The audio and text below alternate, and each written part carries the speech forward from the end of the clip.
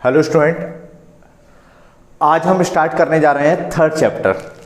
तो हम बात करेंगे थर्ड चैप्टर पे, जो कि चैप्टर का नाम है pair of linear equation in two variables. दो वेरिएबल्स वाले, हम आपको पहले चैप्टर में, इसके सेकंड चैप्टर में बता चुके हैं कि वेरिएबल्स क्या होते हैं, ठीक है। और लीनियर इक्वेशन क्या होती है। लीनियर इक्वेशन वो इक्वेशन है जिसमें सबसे बड़ी पावर जो है वो 1 हो किसी भी इक्वेशन में। और आपका जो वेरिएबल होते हैं, देखो हमने आपको बताए थे कांस्टेंट और वेरिएबल्स, ठीक है।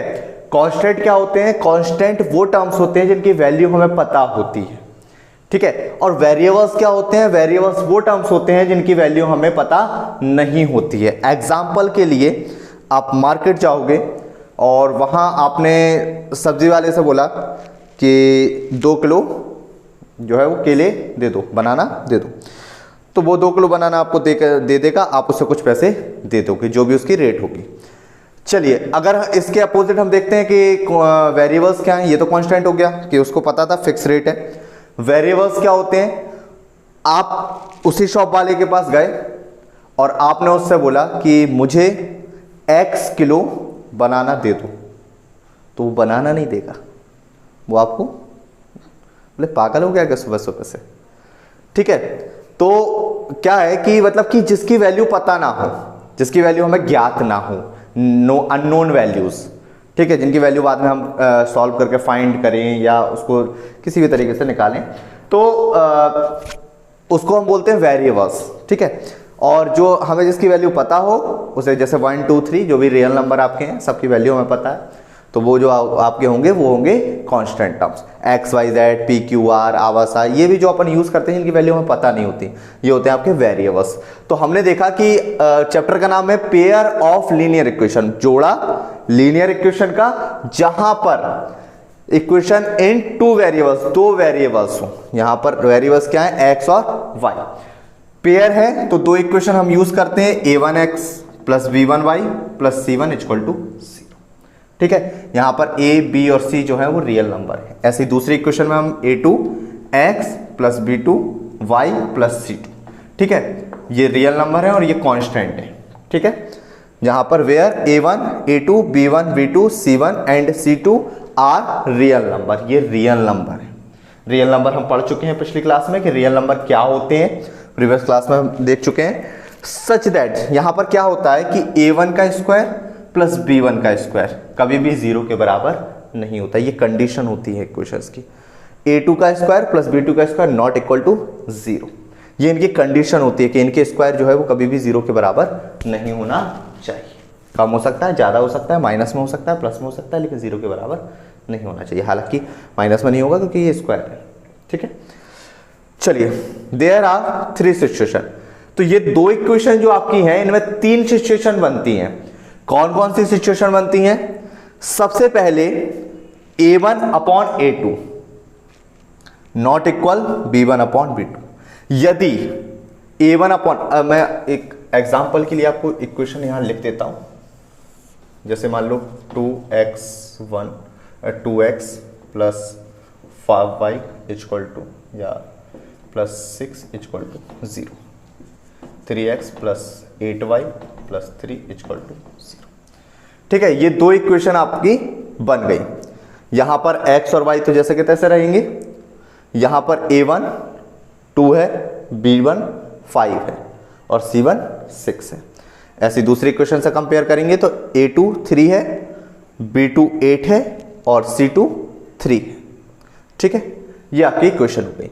तो यहां इक्वेशंस में क्या है कि अगर a1 अपॉन a2 मतलब कि 2 अपॉन 3 नॉट इक्वल 5 अपॉन 8, अगर ये कंडीशन x और वैल्यू, दोनों इक्वेशन में x और y की वैल्यू सेम होगी, जब आप सॉल्व करोगे एक ही निकल के आएगी, ठीक है, वेरिएबल सेम है। तो अगर इस कंडीशन में है a1 upon a2 not equal b1 upon b2, जैसे यहां पर दिख भी रहा है, अगर यहां पर देखें तो क्या लिखा हुआ है कि 2 अपॉन 3 जो है वो बराबर नहीं होगा 5 अपॉन 8 के। ये कंडीशन यहां पर फॉलो हो रही है। इस कंडीशन में जब आप इक्वेशन सॉल्व करते हो, सबसे पहले तो हमें यही देखना पड़ेगा कंडीशन कौन सी लगेगी।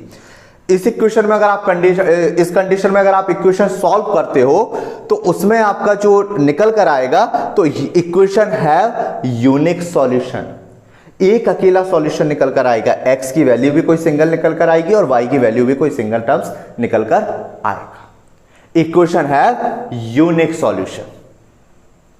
ठीक है, अब दूसरी कंडीशन देखते हैं हम, इसको हम रफ कर देंगे, इरेज कर देंगे। दूसरी कंडीशन में देखते हैं,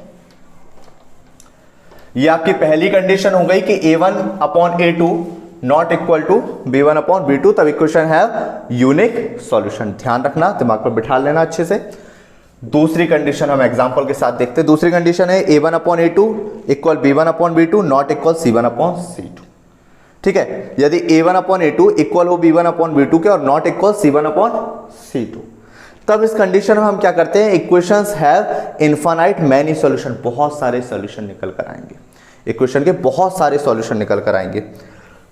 इसको अभी मैं ग्राफिकल मेथड से आपको और समझाऊंगा, जो कि आपके स्टार्टिंग के टर्म्स होंगे 3.1 और 3.2 में। तो अगर इसके लिए मैं इक्वेशन यूज करूं आपके लिए 3x + 5y + 2 = 0। ठीक है, 6x + 10y + 3 = 0।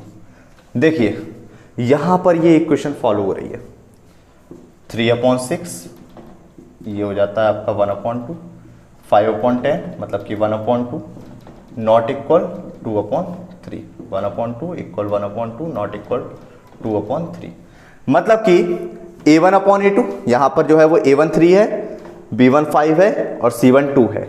ऐसे a2 जो है वो 6 है, b2 जो है वो 10 है और c2 जो है वो 3 है। तो यहां पर ये कंडीशन फॉलो हो रही है कि a1/a2 equal b1/b2 but not equal c1/c2। बात समझ में आई? तो 1/2 इक्वल 1/2 नॉट इक्वल 3/2। इस कंडीशन में क्या होता है कि इस कंडीशन में equation have infinite many solution, बहुत सारे सॉल्यूशन निकल कर आएंगे, अलग अलग सॉल्यूशन निकल कर आएंगे, बहुत सारे सॉल्यूशन निकल कर आएंगे। ये जब हम ग्राफिकल मेथड से करेंगे तो आपको और थोड़ा सा क्लियर होगा। हम अभी इस पे कर रहे हैं एग्जांपल में। चलिए आगे, अगर तीसरी कंडीशन देखते हैं, ये समझ में आ गई होगी। तो हमारे पास दो कंडीशन हो गई। तीसरी कंडीशन पर जब हम आते हैं तो हमारी तीसरी कंडीशन बनती है कि a1/a2 equal b1/b2 equal c1/c2। ठीक है, कैसे? एग्जाम्पल के लिए ले लेते हैं 3 और कुछ लेते हैं 7x + 14x + 21। ये आपका 14x 28x + 42 = 0। ठीक है, इसको अगर हम लिखें a1/a2, यहां पर a1 जो है 7 है, b1 जो है वो 14 है और c1 जो है वो 21 है। ऐसे यहां पर a2 जो है वो 14 है, b2 जो है वो 28 है और c2 जो है वो 42 है। तो यहां पर देखेंगे 7/14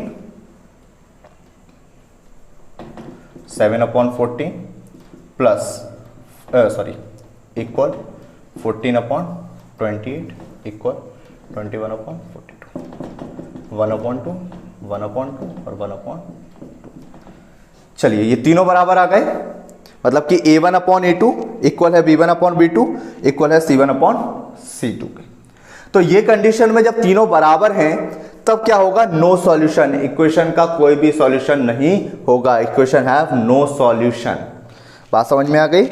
इक्वेशन हैव नो सॉल्यूशन। ठीक है, ये आपके हो गए।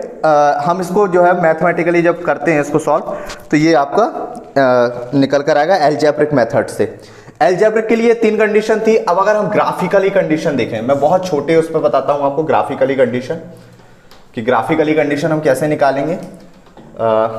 यहां पर थोड़ा सा गौर कीजिएगा, ध्यान देना। यहां पर इतने में मैं आपको ग्राफिकल कंडीशन बता रहा हूं। तो ग्राफिकल कंडीशन में क्या होता है, जैसे पहली कंडीशन है a1/a2 नॉट इक्वल b1/b2।